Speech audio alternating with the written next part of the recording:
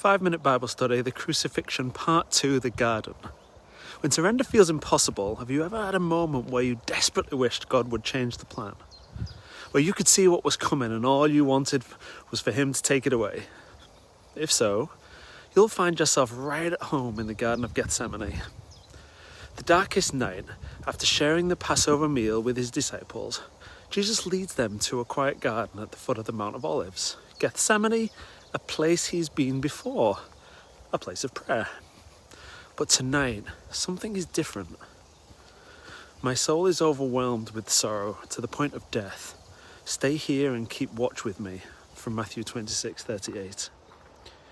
Jesus, the one who calmed storms, healed lepers and spoke with divine authority, is now overwhelmed. If Jesus himself felt crushed under the weight of what was ahead, maybe we don't have to be ashamed when we feel the same. A prayer of raw honesty, Jesus falls to the ground and prays, "Father, if you are willing, take this cup from me, yet not my will, but yours be done," from Luke 22:42. Let's just sit with that. Jesus, the Son of God, asks if there's another way. This isn't a polite, well-structured prayer. This is raw agony. And that means something. Because sometimes we think faith means always being at peace. But real faith looks like coming to God with trembling hands, messy emotions and desperate prayers, and still choosing to trust him. Jesus models this for us. He doesn't pretend he's fine. He doesn't suppress his emotions. He brings them to the Father. And then he surrenders. "Yet not my will, but yours be done."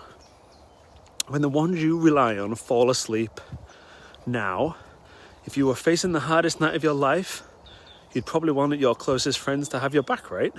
Instead, Jesus returns to find Peter, James and John asleep.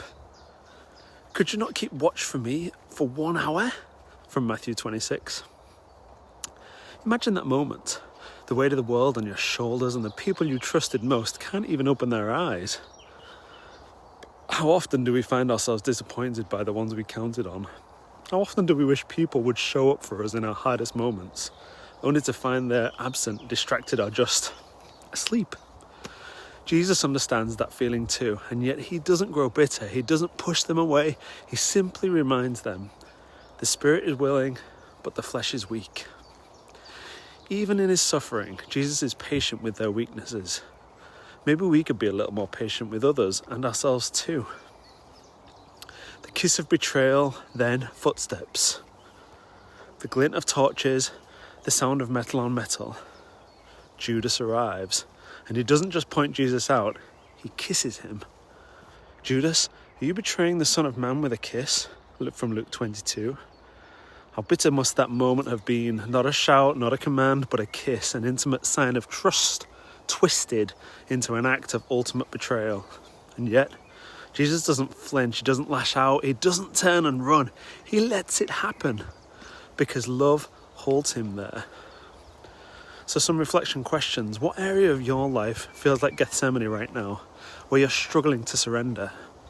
How do you respond when those closest to you let you down? And what can Jesus' patience teach you about how to handle disappointment?